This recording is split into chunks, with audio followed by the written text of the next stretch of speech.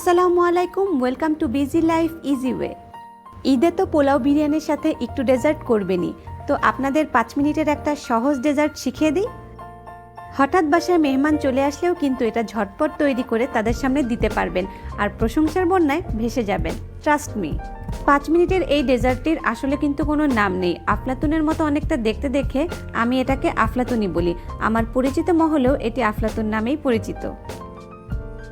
এটি তৈরি করতে লাগবে ডিম 4টি, তেল 1 কাপ, গুঁড়া দুধ 1 কাপ, চিনি 1.25 কাপ বা পরিমাণ মতো, পরিবেশনের জন্য অ্যালমন্ড কুচি করে নিয়েছি আর 1/2 চা চামচ গোলাপ জল। একটা বাটিতে আমি 4টা ডিম নিয়ে হ্যান্ড হুইস্কের সাহায্যে ফেটে নিচ্ছি। ডিমের সাথে আমি চিনি মিক্স করে নিচ্ছি। আপনাদের কাছে যদি হ্যান্ড হুইস্ক না থাকে তাহলে কাঁটা চামচ দিয়েও ফেটে নিতে পারেন। চিনিটা গোলানো হয়ে গেলে গোলাপ জল দিয়ে মিক্স করে নিচ্ছি, এতে ডিমের গন্ধটা কেটে যাবে। যেই ডিশে আমি বানাবো সেটার চারিদিকে তেল ব্রাশ করে দিচ্ছি। আমি এখানে 10 ইঞ্চি ওভেন প্রুফ বাটি নিয়ে নিয়েছি। এই বাটি আর ডিমের মিক্সচারটা চুলার পাশে রেখেই একটা প্যানে তেল দিয়ে দিচ্ছি। তেলটা হালকা গরম হয়ে গেলে পাউডার মিল্ক দিয়ে নেড়ে দিব। এ সময় চুলার আঁচটা মিডিয়াম রাখতে হবে।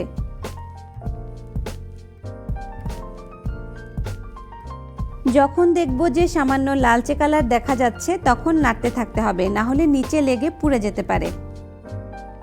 এভাবে আস্তে আস্তে কালার গাঢ় হতে থাকবে।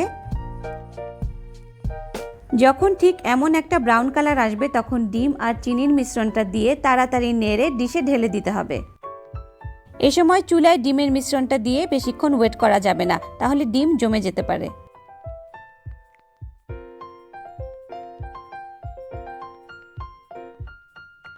এখন একটা স্প্যাচুলা দিয়ে সব দিকে সমান করে দিচ্ছি।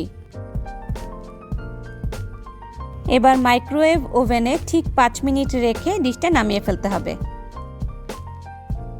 5 মিনিট পর ওভেন ওপেন করে দেখলাম একদম পারফেক্ট হয়েছে, কালারটাও খুব সুন্দর এসেছে। বেশিক্ষণ চুলায় রাখলে কালারটা গাঢ় হয়ে গেলে খেতে তেমন একটা ভালো লাগবে না, তাই এই বিষয়টা খেয়াল রাখতে হবে। এই রেসিপিটা আমি শিখেছি আমার সিস্টার ইন লয়ের কাছ থেকে। এটা বানিয়ে আমি এত প্রশংসা পেয়েছি যা বলার মতো না। ধন্যবাদ আপুকে। ফেসবুকে ইজি রেসিপি নামে আমার একটা রান্নার গ্রুপ আছে। এই রান্নাটা সবাই বেশ পছন্দ করেছিলেন ওখানে। কেউ কেউ বানিয়ে আবার ছবিও শেয়ার করেছিলেন। তাদের মধ্যে কয়েকজনেরটা আমি আপনাদের সাথে শেয়ার করছি।